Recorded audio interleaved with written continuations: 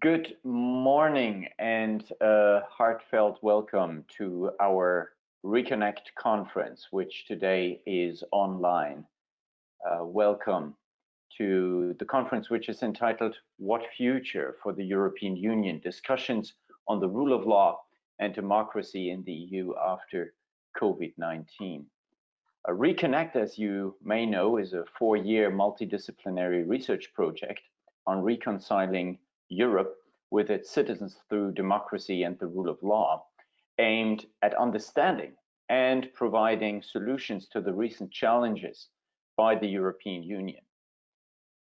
With an explicit focus on strengthening the EU's legitimacy through democracy and the rule of law, this Age 2020 project seeks to build a new narrative for Europe and enabling the EU to become more attuned to the expectations of its citizens. Next to our 4 panels today, with policymakers, think tankers, specialists, researchers, we also feature a keynote address of Mrs. Dubravka Šuica, Vice President of the European Commission for Democracy and Demography, with a keynote speech entitled A New Push for European Democracy, the Conference on the Future of Europe. So stay tuned for that at 1:30 to 2 p.m. Over lunch time. For the record, let me also explain that all panels are recorded today and that the recordings will be found back on RECONNECT's website in the near future. If you want to raise questions and comments, then you can do so through the chat function here on GoTo, and we very much look forward to your questions, of course.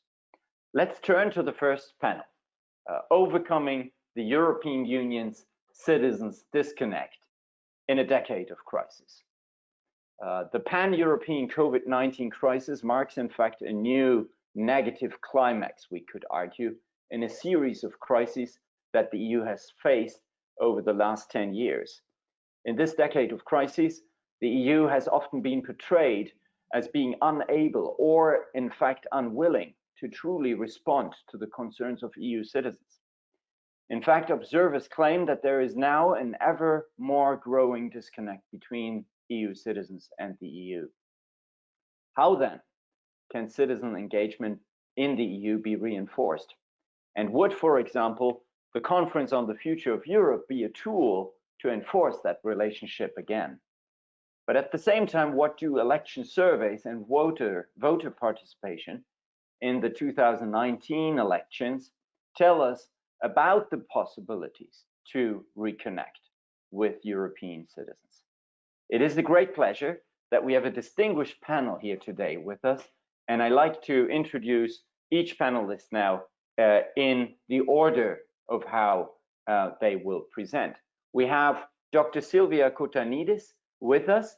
Good morning, a policy analyst at the European Parliament Research Service. We have Professor Dr. Sylvia Kritzinger, Professor for Methods in Social Sciences at the University of Vienna, and one of the work package leaders in our RECONNECT project. Good morning, Professor Kritzinger. We have Professor Giulia Sandri, an associate professor from ESPOL in Lille and a research associate at Civipol Université Libre de Bruxelles with us. Good morning, Professor Sandri. And Professor Sandri is obviously also contributing to one of the work packages in RECONNECT.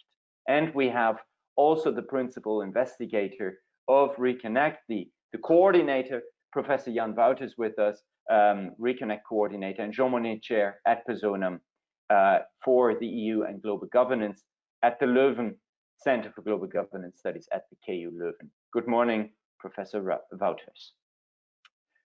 Without further ado, I'd like to give the floor now to our first presentation. Dr. Kotanidis, it's your turn. Thank you, Kolja.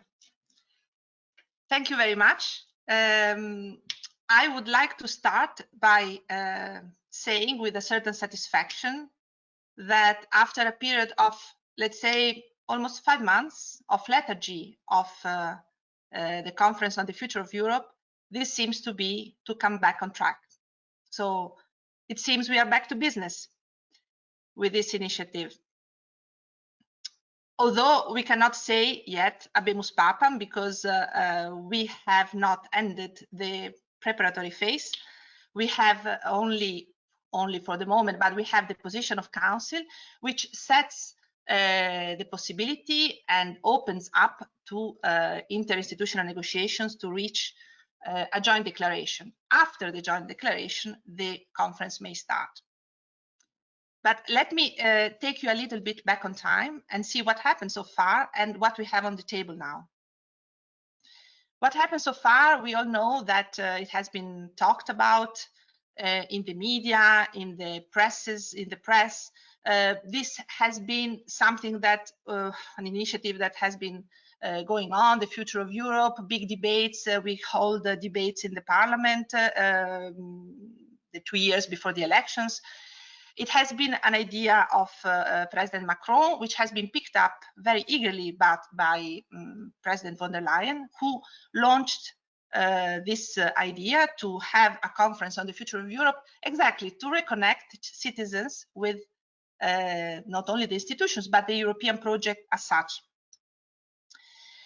President von der Leyen announced that in July, before summer last year. Then there were the hearings of the commissioners who basically confirmed that eagerness of the Commission to establish this project.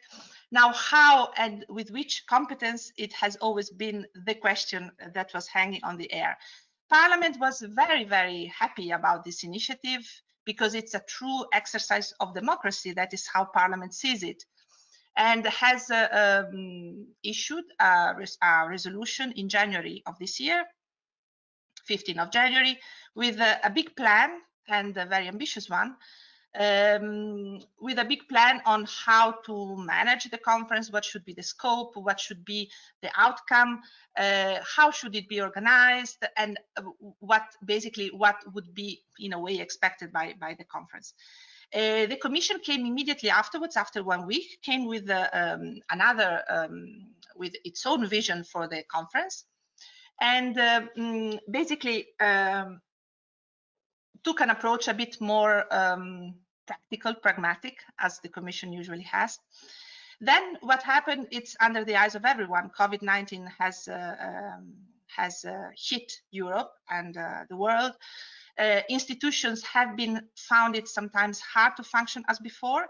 Meetings, Council, everything on with video conference, Parliament also. So there has been a moment of readjustment, which is absolutely comprehensible, and a moment where not only the working methods have been have needed to change, but also the priorities. So conference was not so much perhaps on the agenda, although we know that Council has been debating this issue, also has been debating how what position to take on the conference with video conferences in January, in May, etc.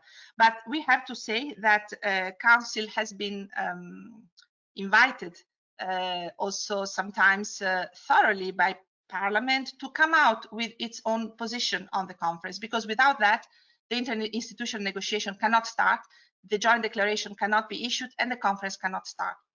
So I remember, for example, seeing the Croatian presidency coming to the AFCO meetings and explaining that there were still some tweaking to be done, not a full agreement, etc.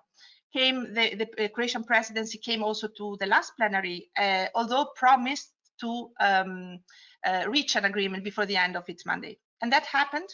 And now what we have now on the table is a position of Council.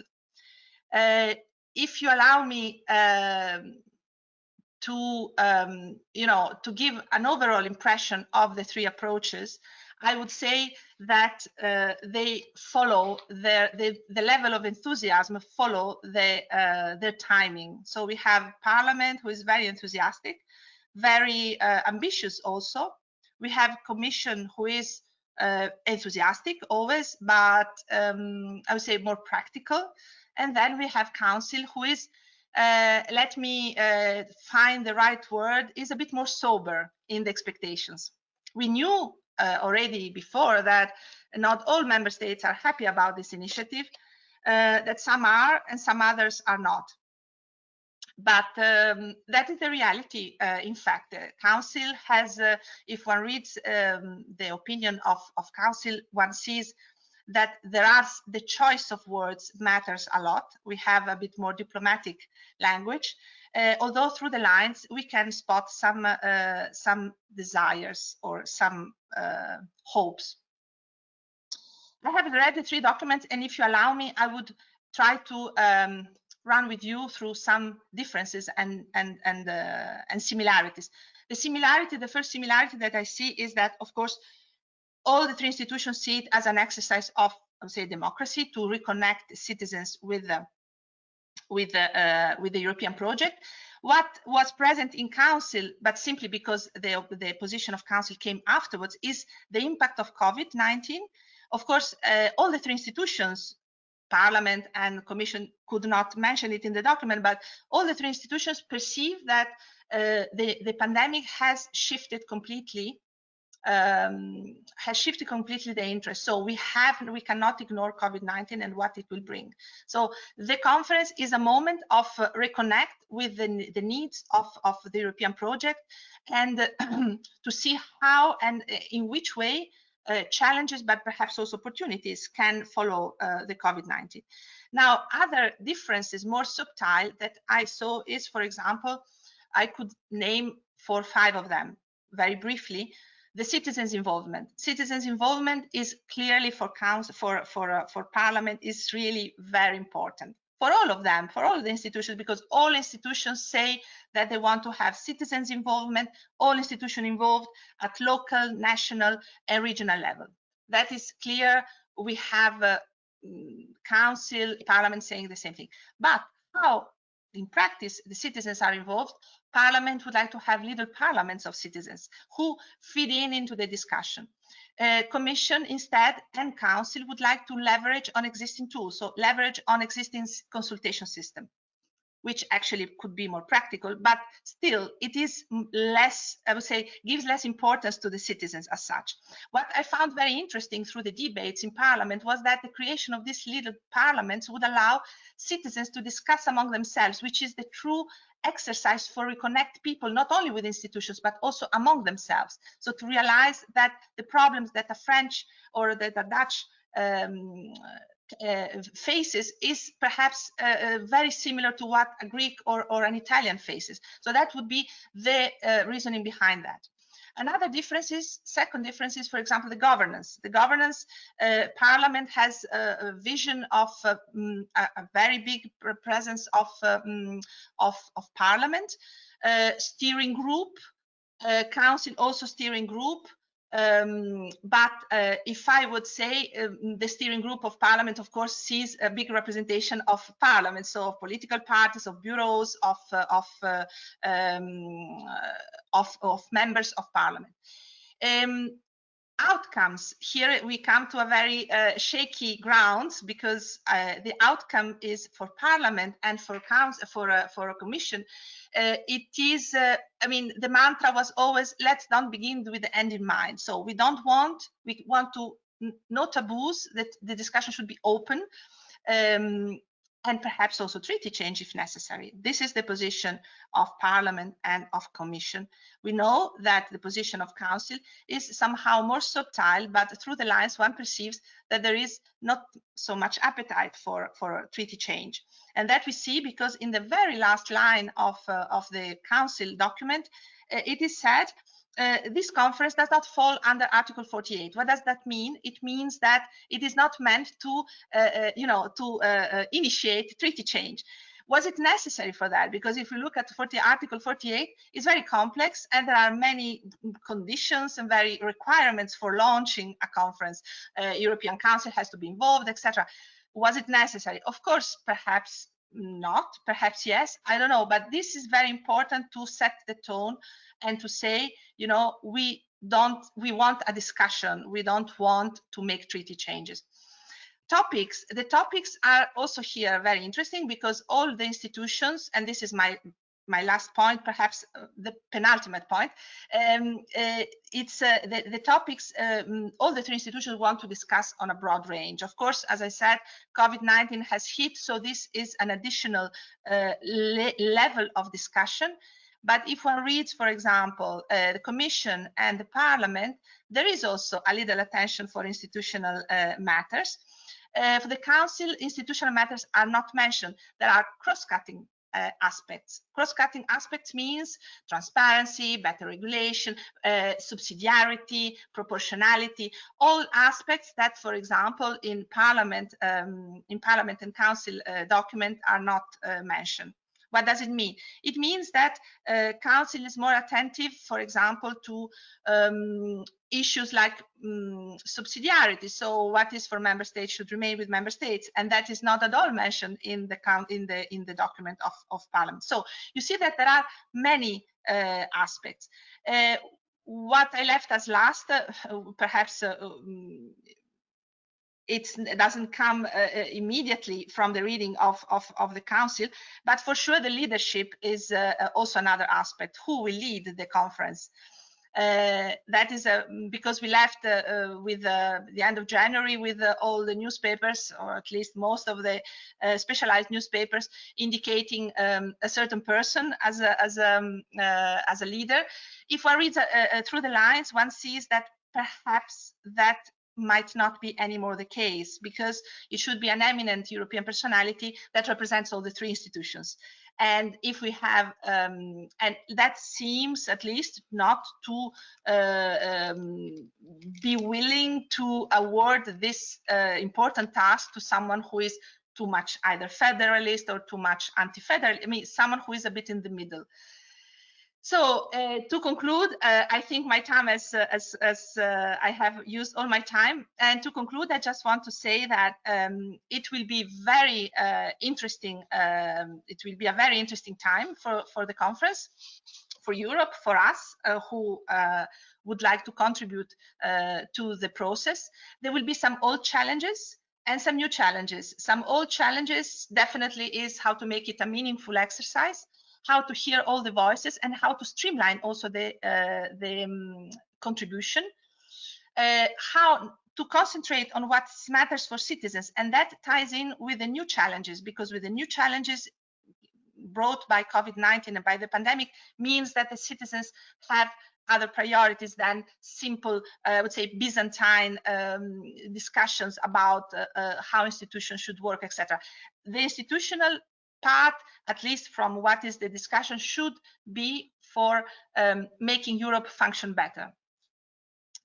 Thank you very much, Silvia, for your very interesting comments, reflections, observations on the current status of the discussions on and around the Conference on the Future of Europe. We'll come back to it in the discussion.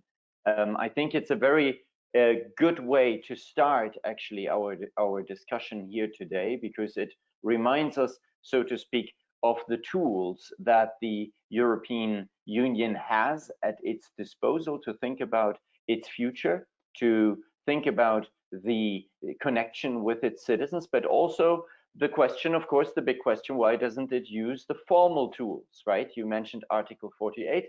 Why is it using an informal tool, in fact? And this causes, of course, then all sorts of interinstitutional debates of which outlook this tool should potentially have. We will come back to this in the debate. Let's turn now to the citizens themselves. Professor Kritzinger, Silvia Kritzinger, is with us. She is a close observer of the European electorate, if I may say so, and has studied European citizens through election surveys, also in the context of our RECONNECT project. And I would like to give you the floor to present us some of the findings. Thank you, Kolja. Thank you for the opportunity to share some of our findings. Let me first see whether I can share my screen with you. It works. It works, perfect, excellent. Yeah, I think this really ties very nicely into the presentation that we just heard by Silvia. namely citizens' involvement. And one of the main citizen involvement, of course, is the European election. And we just had an European election 2019. But also I would like to already share some insights on the new challenges and what this does to the attitudes of at least some European citizens, and also what it does to attitudes with regards to European solidarity, an issue that we will be discussing in the next couple of months very closely. But let me just briefly give you an overview of the background. I mean, we all know that for quite some years, we had something like a permissive consensus that citizens did not care too much about the European Union, and they were just indifferent to the legal system and the politics of the European Union. That's also one of the reasons why the European Parliament elections were usually labeled as second-order elections, meaning that national elections comes first, national issues come first, and only in the second row there might be European elections and there might be European issues of which are of importance. Of course, we also see that then in the 1990s, quite some things changed. There was more politicization of the European integration process, of European issues. There was more contestation about these issues, so that there are certain authors which said that we moved from a permissive consensus to constraining the census. And this posed a lot of problems also to European institutions, but also to European integration process as such. There were several initiatives in how to somehow circumvent these problems. One of them trying to mobilize citizens with European issues, to get citizens' involvement, something that has been mentioned before. One of the ideas there was to establish something like a Spitzenkandidaten system for European Parliament election, but also to push European issues beyond the national issues and so on. But nevertheless, the question was always, did we succeed? In the sense that European Parliament elections became less of second order, and also that there was more interest in European integration issues as such. And this is exactly the idea that we always look at when we analyze European Parliament elections and European citizens' attitudes. This is exactly what we did in the RECONNECT project, where we run several surveys in the countries mentioned below, like Denmark, France, Germany, Hungary, Italy, Poland, and Spain. And we also did a separate analysis for Austria. And we actually did a panel survey, and this means that we analyzed the same or asked the same respondents at 2 points in time to give us answers on a couple of questions within the European Parliament election framework. So we did that in April 2019, and then again we asked them the same questions then in June 2019, immediately after the election. So what is the outcome? I just can give you a brief overview on a couple of issues. First of all, what is citizens' positions on the European unification? And please bear in mind that this is data of 2019. And what we see here already, if you ask the question on whether European unification should be pushed further, or actually whether it has already gone too far, so 0 has already gone too far, then it should be pushed further. We see just by looking at the graph here that there is a majority saying that it should, first of all, it's okay what's going on, and it should also be pushed a little bit further. And what we can see also that between April 2019 and June 2019, because of the campaign within the European Parliament election, there has been a more positive, or a drive towards a more positive perspective on whether European unification should be pushed further. So to a certain extent, the European Parliament campaign also brought to the attention to the citizens that there is something like a European unification process going on, which might be pushed further. Are people satisfied with EU democracy? We see here a comparison between satisfaction with democracy with the European Union and with the own country, so with the national satisfaction. And what we can see here is quite interesting, that also, first of all, what is not really surprising, that the satisfaction with the national country is higher than the satisfaction with the EU democracy. And there is, however, Also some dissatisfaction going on within the European citizens with how democracy works, also with how democracy works in the European Union, so that there is definitely some work to be done in order to convince that the processes, the democratic processes, legitimacy and so on needs to be improved. Here we just see 2 countries that we have picked, and you see that the different countries we looked at are not that different, that in general we see a nice distribution across the different countries. So, sorry, did the European Parliament election have an impact, so that we can see some first orderness going on, less of a second orderness?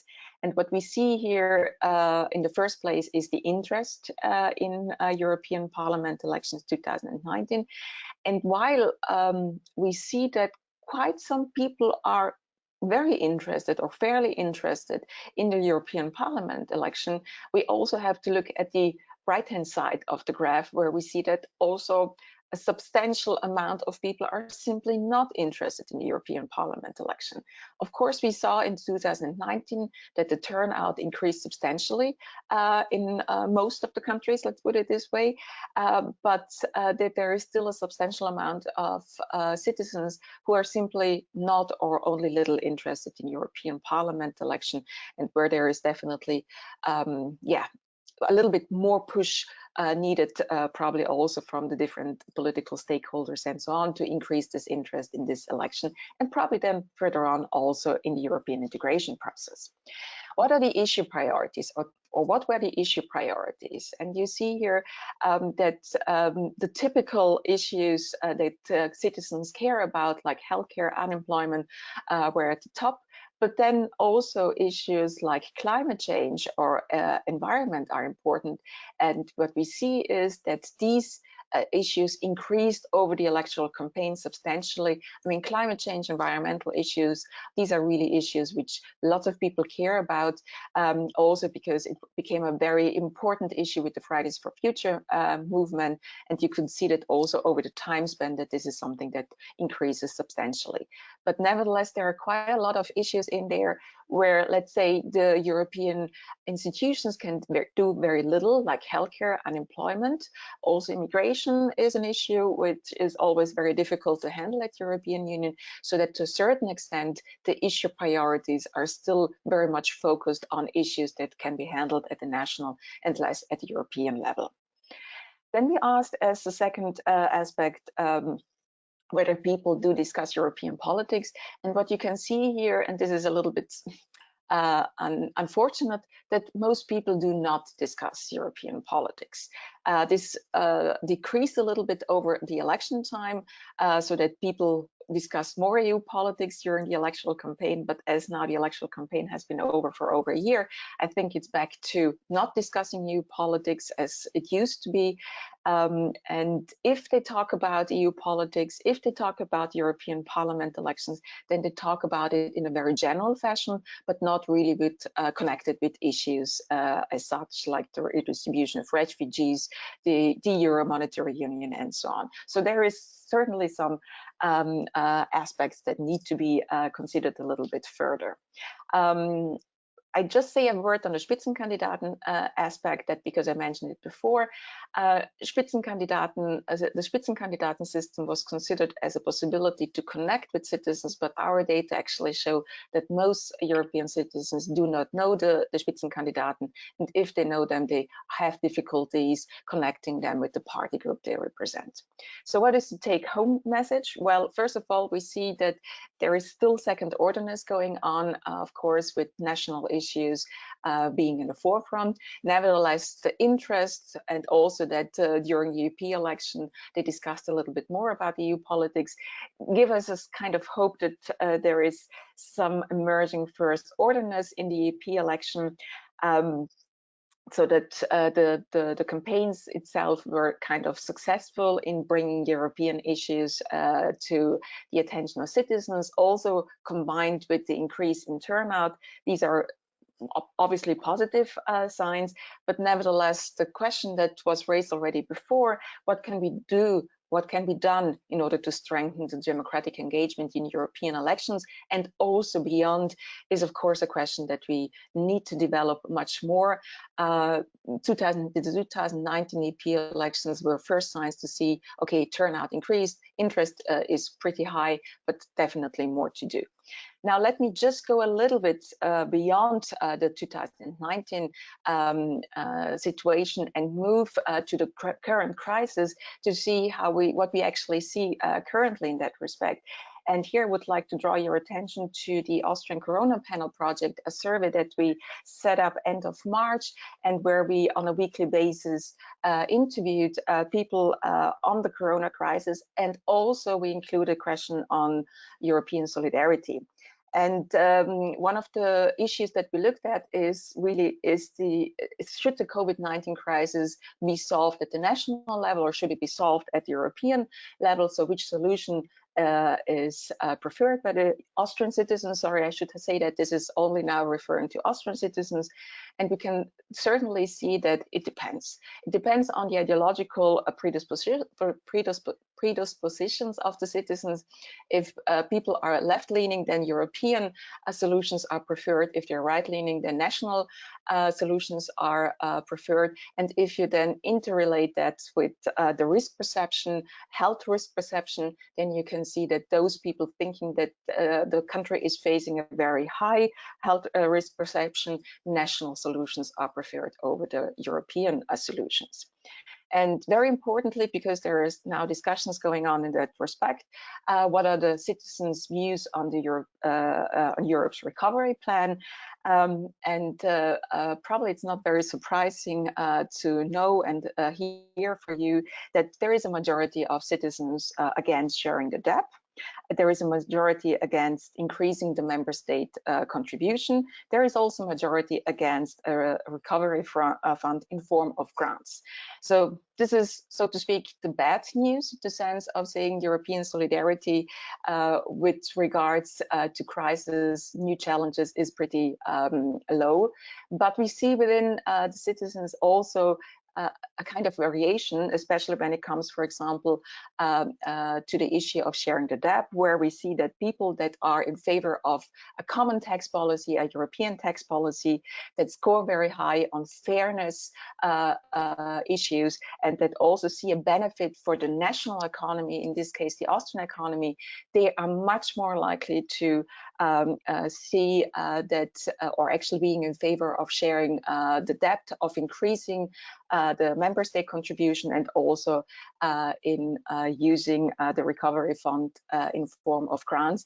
But still, there are still a lot of things going on in the sense that you need to convince people to somehow do something in terms of European solidarity. Of course, the big question is who follows whom. Is it that citizens follow politicians and what then politicians state in the media, or whether politicians follow citizens?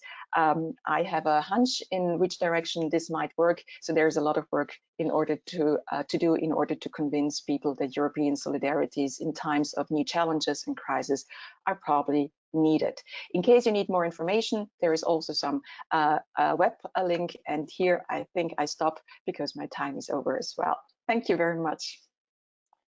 Thank you very much, Sylvia Kritzinger. And Sylvia Kritzinger was too humble to mention that she also co-edited a book on assessing the 2019 European elections together with Carolina Plescher, James Wilhelm, and a team here in Leuven. So you and Kolja and Jan, which you can find now. It has just been released and published, and it actually presents a lot of the findings which Sylvia was also alluding to. I'm looking forward to the debate. One comment on what you already mentioned, Sylvia, is interesting. Of course, the European elections as an event. Yeah, we don't want to ridicule it, but it sounds then very often like a non-substance event, obviously, and we have to think about what that means, because seemingly substance matters, because according to your latest observations in Austria, people deeply are divided on substance. If we take the Austrian findings and would compare them to others, we probably would see a big division also on how people look at these issues. So it's interesting to keep that in mind for the debate. Let me also welcome, in the meantime, 130 participants in our room. You cannot see each other right now, but I just wanted to tell you that we are actually a large crowd following. Giulia Sandri is our next presenter. She has looked into the bigger questions of how can we actually make citizens connect to European elections, and also what would be the institutional requisites to do so. Giulia.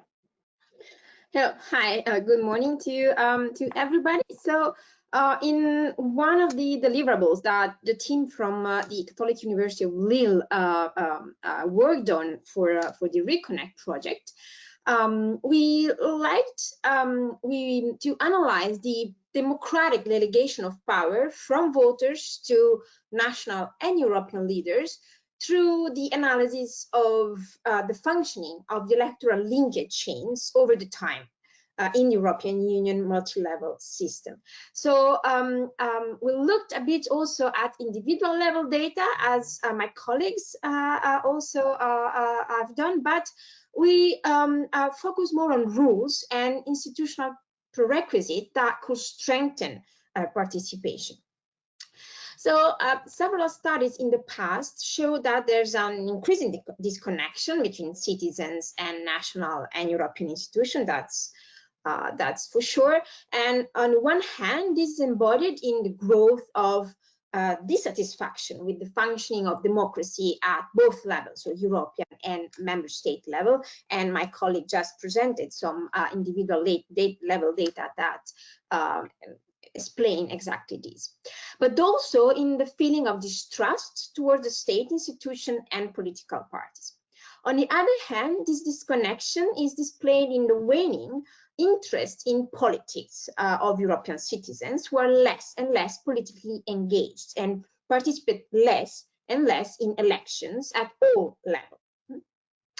And this is particularly problematic because in liberal representative democracies, supranational or national ones, the electoral linkage chain between voters and political elites provide the main channel for organizing accountability and responsiveness processes. And adding to this, there are two issues that even complicate further the electoral linkage between the EU and its citizens. So first, the lack of clear electoral connection between citizens and all EU institutions, and second, the policy drift away from citizens' preferences that has been assessed for a while now at EU level. And that is why we decided to focus on one of the main ways to assess how and to what extent institutions and governments, both at national and EU level, are disconnected with citizens, meaning looking at participation, political participation, and in particular electoral turnout. And we looked at this from a cross-time perspective in order to see what happened in the past, let's say, or up to now, and what can we learn from those patterns at aggregate level. So in the last decades, electoral turnout has declined, both at national and supranational level. However, this trend is far from being uniform, as there are small downward and upward variation, but also cross-country differences. So, for example, the turnout at the 2000 elections for the European Parliament, for instance, was on average, I'm sorry, I'm hearing noises somewhere. The turnout at the 2019 election, for instance, was on average higher than in previous European Parliament election, but of course there was a huge variation from country to country and a lot of variation across time. So the lower turnout level for European elections overall than for national parliamentary ones is a multifactorial phenomenon, very complex one, that results from a combination of individual and institutional determinants. So, for example, the so-called second-order model that Professor Kritzinger was talking about a few minutes ago. But it also depends on the rules of the electoral process and its governance. And that's why we try to look mostly at the rules and the institutional engineering solutions that can help boosting participation in European elections.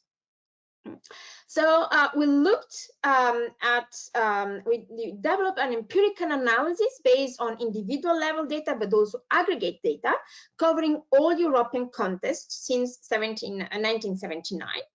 And this brings important results regarding the relationship between institutional condition and turnout level.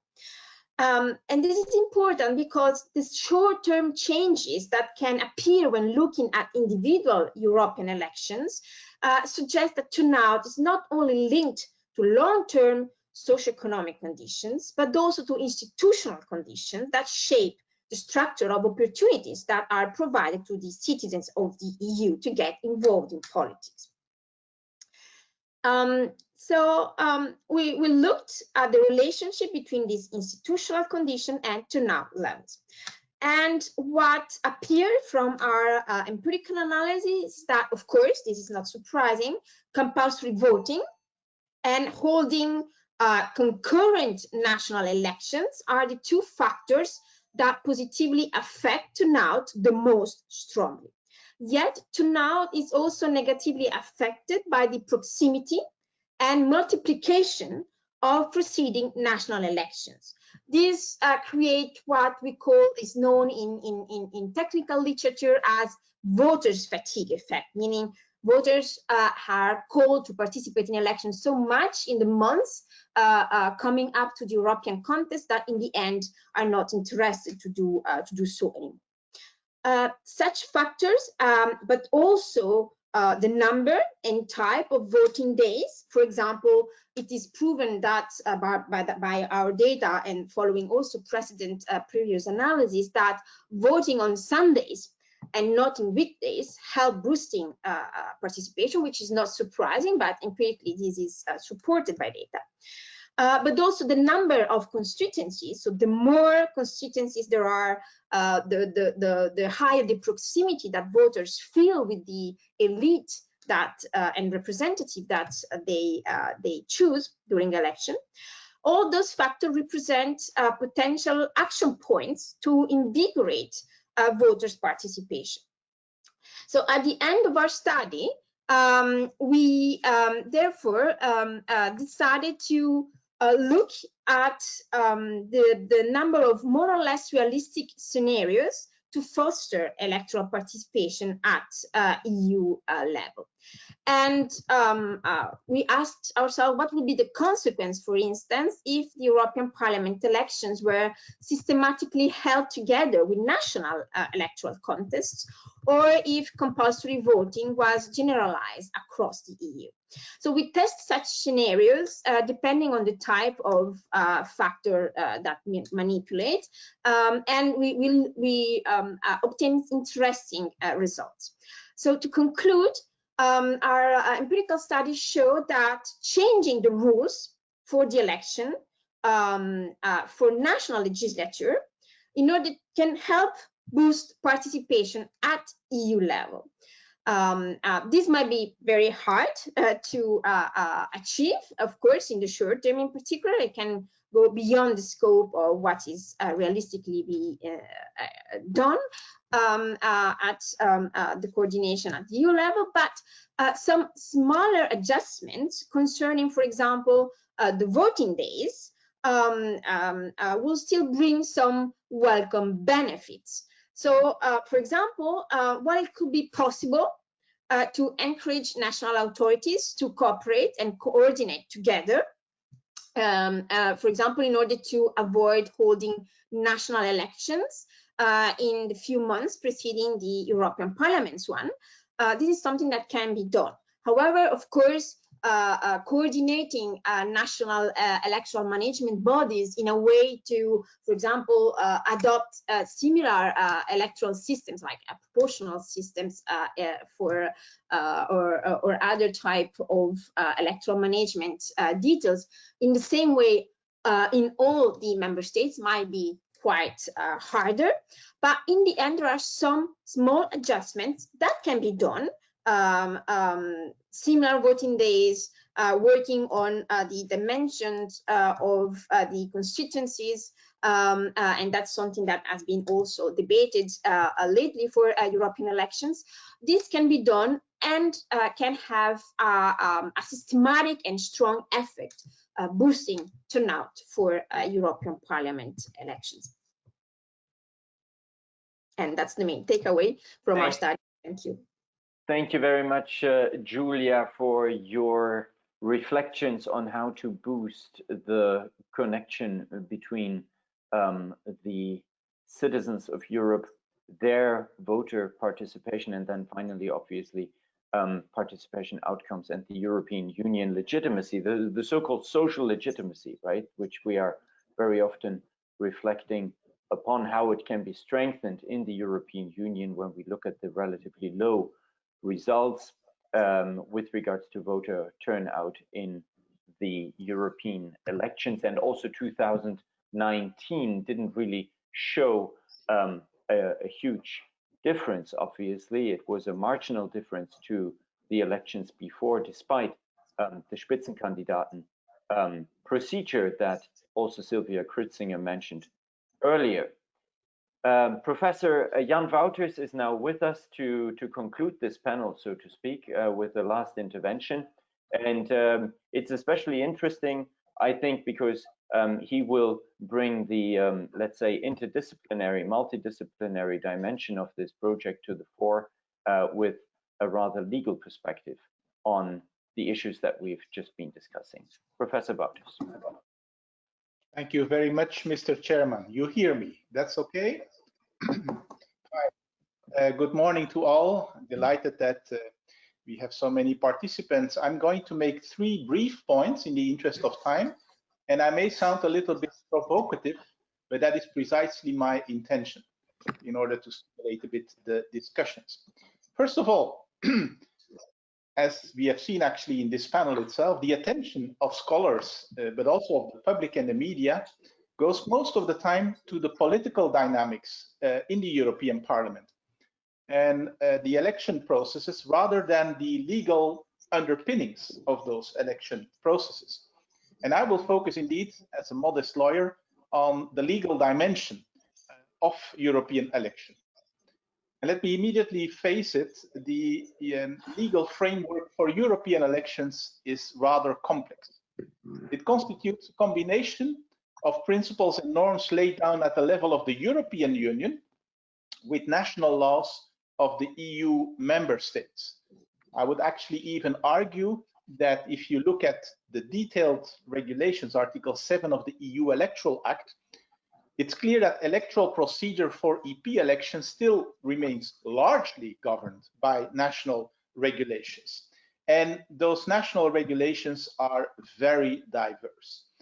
And I would argue that this patchwork, the combination of EU with lots of divergent national electoral rules and systems, that generates inequalities among the citizens of the European Union and really complicates the democratic representativeness of the European Parliament. I give you some examples. They are actually well known. They have been, in a way, uncovered by many studies. I give some examples of inequalities. Austria and Malta, minimum voting age is 16, Greece 17, rest of the Union 18. In Belgium, Greece or Luxembourg, voting is compulsory, not in the rest of the Union. We know that since the Maastricht Treaty, EU citizens residing abroad can vote for lists in their member state of residence, but different requirements of residence apply. There's also the 5% threshold in a number of countries like France, Poland, and Hungary, while there is, for instance, no threshold in Spain, Belgium, or Germany. Little footnote on Germany. It is well known that Germany had a threshold until the 2014 European elections. But the Bundesverfassungsgericht, the German Constitutional Court, found that threshold incompatible with the principles of electoral equality. I come back to this question of equality in a moment. There's also the matter of constituencies. Belgium, a rather big member state, as you will agree. Also Ireland and previously the UK are divided into several constituencies. Poland and Italy have a single constituency, but seats are allocated to regional lists, and other countries have nationwide constituencies. There is also, as has been remarked before, the question that voting will take place on a single day, but not on all the same day in all countries, resulting basically in a 4-day election with also certain implications. And then, of course, as we all know, there is the digressive proportionality. The extremes are, of course, Malta, where there is 1 MEP for every 80,000 inhabitants, while Germany has 1 MEP for every 865,000 inhabitants. Let me also point to still the enormous diversity of the ballot papers in all these countries, which have been highlighted in a study for the European Parliament in 2015. My second point is this. This is an enormous diversity and patchwork, which I think really calls for careful reflection and, in my view, reconsideration. And I would add, based on the findings also of our recent book, that there is something very cynical about this diversity and this patchwork, because the continuing divergences contribute in a certain way to the European elections retaining their so-called second-order characteristics, which are discussed in our book. And so I would like to make the point that I think it's high time to bring this so-called long and winding road towards a common electoral law for the European Union to its culmination. I think we have to bring together the principles and norms on European elections that are currently laid down in various documents. You have the EU founding treaties, you have the 1976 so-called Electoral Act, the act concerning the elections of the members of the European Parliament, and a number of secondary rules at EU level, but also a number of, say, principles common to the member states, or that have to be common to the member states. I would argue, let's bring it all together in one consolidated and sustainable EU Electoral Act. And that brings me to my third and last point, Mr. Chairman. In my view, the Conference on the Future of Europe offers a unique opportunity to reconsider this patchwork and to create something much more systematic and sustainable out of it. I'm very much aware that this is currently not, at least not explicitly, on the agenda of the Conference of the Future of Europe, as is the case with most institutional issues. We know that given also the Council position, it focuses on 5 substantive challenges, and that's very good. I should also add, though, that among those 5 challenges currently listed, there are the fundamental values of the European Union. And let's maybe not forget that if you read Article 2 of the EU Treaty, among those fundamental values are not only democracy, human rights, but also equality. And I think it's high time that we also address some of the inequalities between European citizens as the result of the current patchwork of European electoral regulations. I argue that the conference is a good place to discuss this. Why? Because we know it has been agreed that European institutions and member states, including their national parliaments, will have shared ownership as equal partners. That's the compromise language.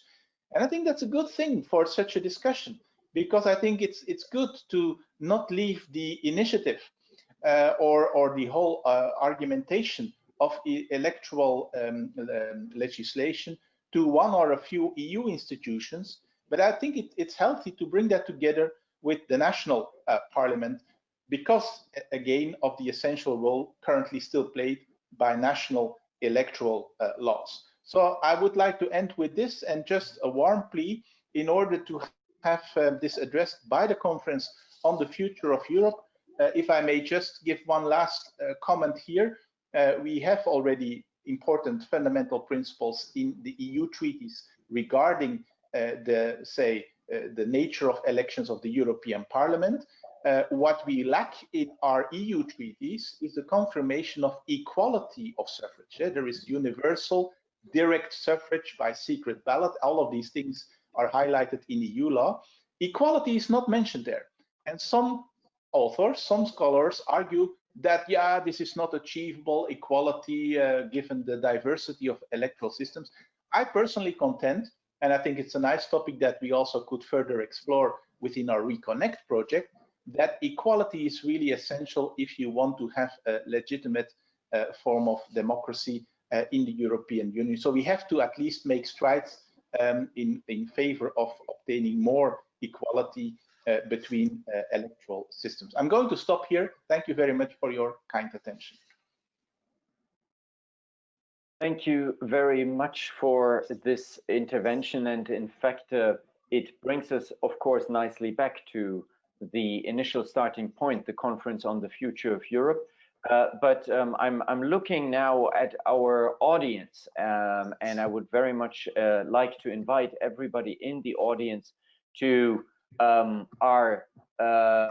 raise their questions and comments, which you can actually do now in a written format. You see it on normally the right-hand side of the GoToWebinar functions, and you can type your questions there, and I'm waiting for them to come in. In the meantime, I would like to perhaps already use a little bit my role, not only as a moderator, but also as the chair, so to speak, to push forward the debate and to kick off the debate. You were all very, so to speak, explorative, and some of you have also raised explanations for the problems which we face. But of course, we are here in a H2020 project, which is also supposed to bring some answers to the table, not only in terms of explanations, but also in terms of the way forward. And I would like to ask Silvia Kotanidis, you were, of course, hiding, so to speak, behind a observant role of the different institutions. Could I ask you to comment in your personal capacity what for you would be the best ideal setting of this conference on the future of Europe? Which institutional approach, which way of connecting to the citizens would you like to see being put in place? Perhaps you can reflect upon it, and I will think about a second question for Sylvia Kritzinger. Sylvia, you've presented to us the findings of the surveys and also the ongoing polls in the context of Austria.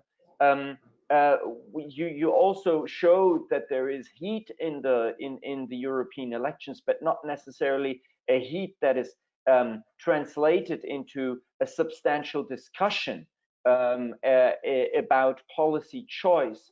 So my question to you is, where and how could this be ideally working for the better? How could we actually change that? How do you see where do you see the factors, the crucial factors to basically change the way how European citizens are currently thinking and reflecting upon Europe? And Julia Sandri, I have also the question for you to perhaps elaborate a little bit more along the lines of one of what Professor Wouters just said. Is a requisite for all of what you recommended that we are actually turning this into a federal, so to speak, a federal European Electoral Act? Is that the way forward? Can we only, so to speak, politically engineer European elections in the future if we are federalizing the system, so to speak, of European elections? And now I'd like to also bring in a couple of additional questions from the audience. We have a question for Jan Wouters by Paul Blocker. Paul Blocker, who is a collaborator with us in the RECONNECT project. And he is saying, I find the question of equal access to institutions and equal representation highly intriguing. I would like to ask, to what extent do you think this issue dovetails with the actual concerns of European citizens? Do citizens perceive this as a prominent form of inequality? Thank you very much, Paul says. And then I have another question here from Alfredo Rizzo, who basically says, we know and we've been informed that in broad terms that the EU is still lacking to be that the European Union, still lacks to be covered at political and institutional levels. Do you think this is a good political time and framework under which further developments, for example, increasing European Parliament competences and harmonizing electoral procedures, could be submitted and possibly achieved in the short term? Otherwise, would it be more feasible that the EU member states improve towards more cohesion on the mentioned aspects inter alia? I guess this is also a question for each of you, but also for Jan Wouters. And I see also a question from Carl Wright, who is asking what role can local governments which have direct links with citizens locally play in the revival of European democracy, especially given the challenges of post-COVID-19. So I would like to give the floor back to you. You can look at the watch and discover that we are running out of time, but it would be really, really a pity if we wouldn't hear your answers to these most interesting questions. Let us start perhaps in the order of presentations. Silvia Koutanides. You have to unmute yourself.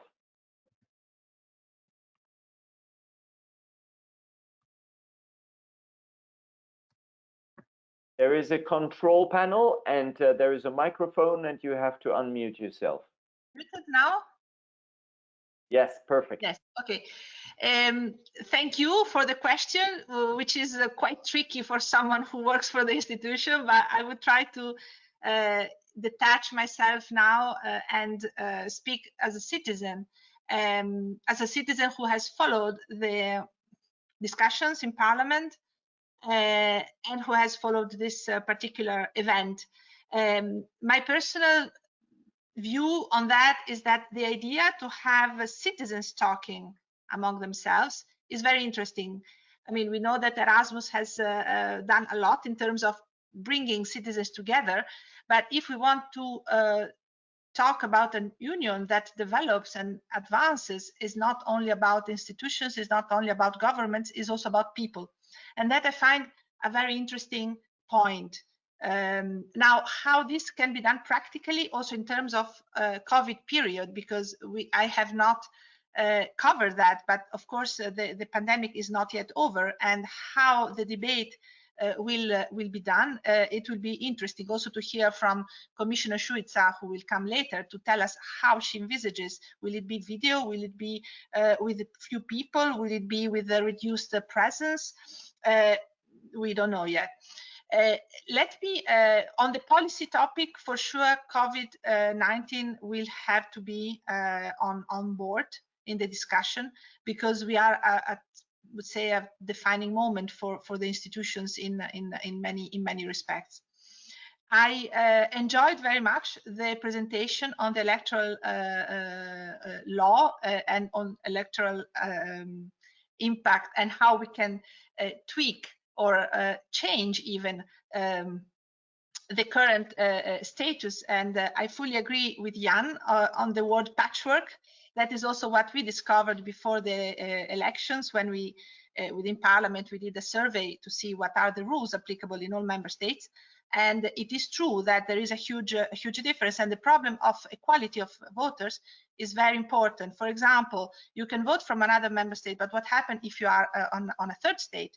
Some citizens who are in a third state cannot vote for European elections. Some other citizens of other states, they can. I had a particular example among friends. So this is very important. Although one has to say, when we talk about equality, is who decides the equality? I mean, what is the level to which we have to go? Is that because a few states have a compulsory vote that all the others have to have it, or the other way around? That is a legitimate question, and of course we know that these topics are so sensitive. Electoral matters are extremely sensitive. On the conference and the role that the conference can have in this, it is true. I fully agree. Council has no appetite to talk about electoral matters, but it seems that Parliament has a lot. And also the Commission is quite condescending in that respect. So would like to actually in the original idea of the Commission would have been to have a strand of Spitzenkandidat and electoral issues to be discussed before even the policy part of the conference starts. So there was some appetite, but we know that there are some thorny aspects. The transnational list is not something that many like. Also within Parliament, there are some dissenting opinions on that. Council definitely is not so happy. Spitzenkandidat has been an interesting exercise. Unfortunately, the last elections could not be implemented, but actually the last elections turned out to be a bit of a power game between the institutions. So it would be very interesting to see how beyond the practical aspects that I found very interesting, how to through practicalities to make people come to vote, but also how to raise the political debate so that it covers European aspects, because that is, I think, that is a very key issue, and how that can be done. It's a huge challenge. Thank you very much, Sylvia. Sylvia Kritzing is next. Too many Sylvias around, it seems. Okay. With Ypsilon or without Ypsilon. Exactly. I just want to be very brief because time is running.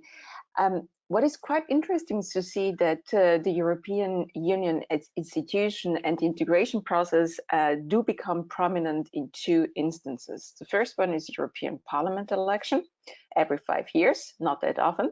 And the second one, once there is a crisis. So now we have the COVID-19 crisis, then we had the refugee crisis, then we had an economic and financial crisis. And whenever there was a crisis, then there was the cry towards the European institutions. And I think this is a really problematic development that we see, that there is always this negative image connected with the European Union in the sense there's a crisis. We do not talk about the European Union forever, but once there is a crisis, we go for the European Union.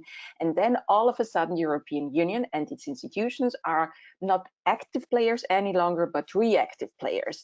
And so in citizens' minds, it's really crisis equals European Union, and European Union doesn't do anything.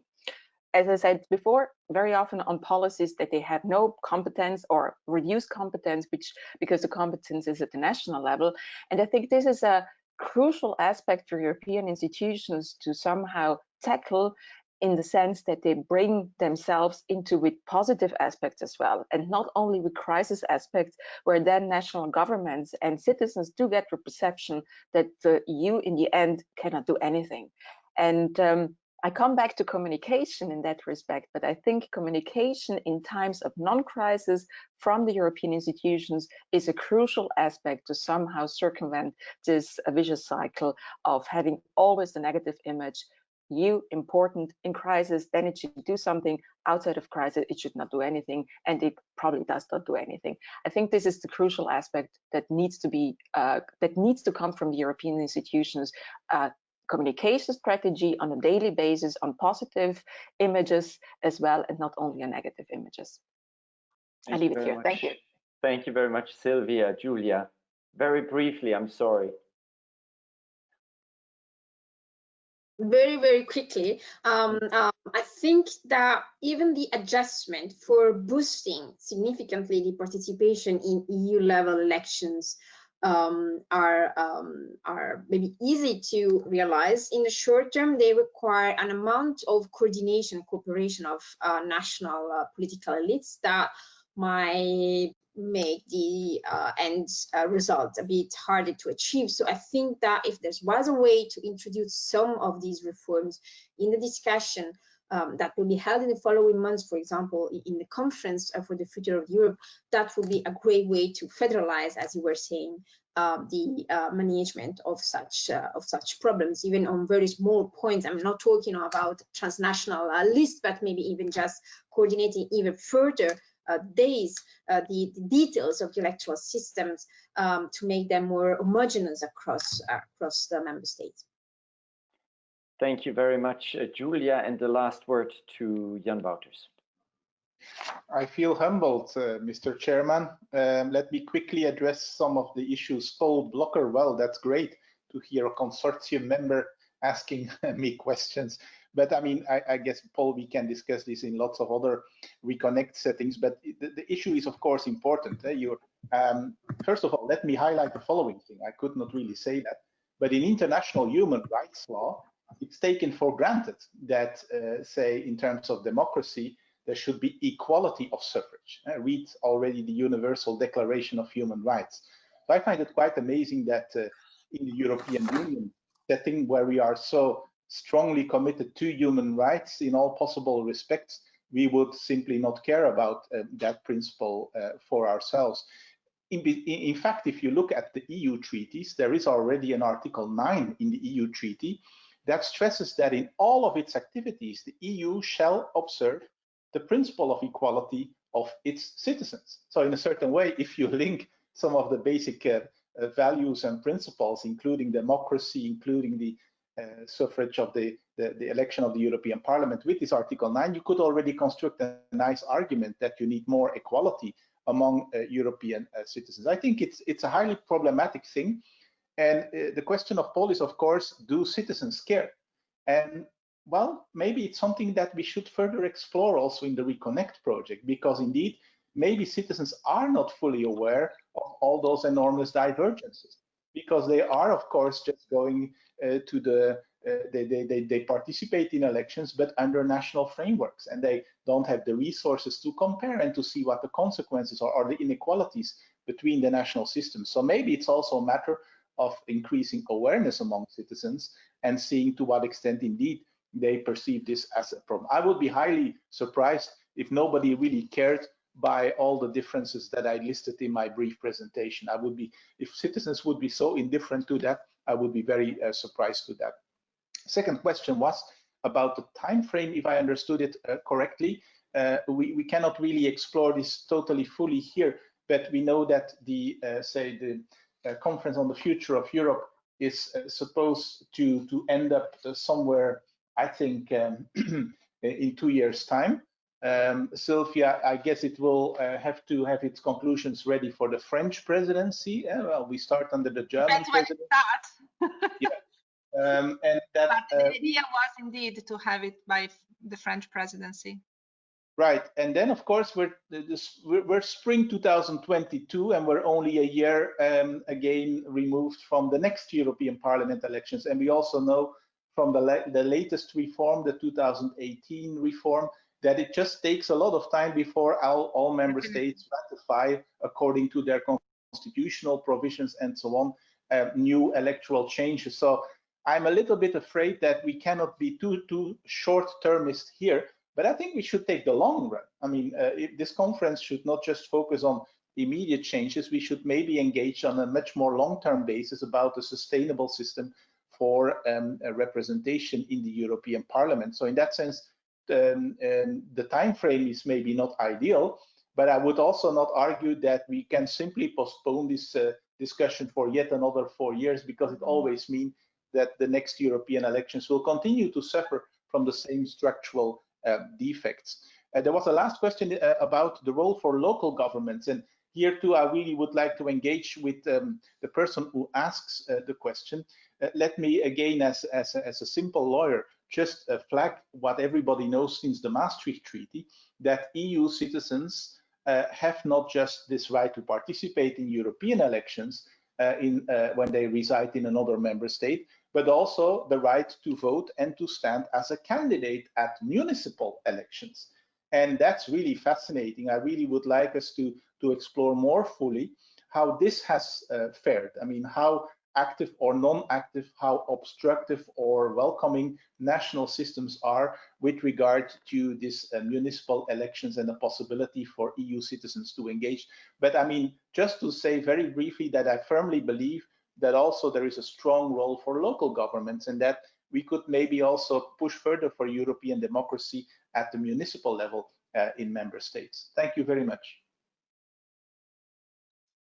Thank you very much, Jan, for your concluding words.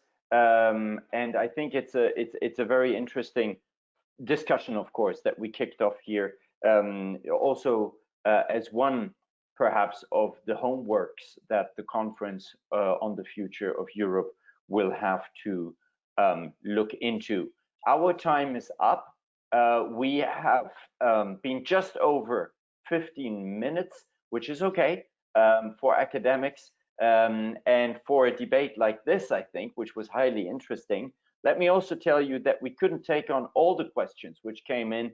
In the meantime, Pedro Chavez was asking whether the democratic deficit debate is over or whether we are actually in a new phase of European integration.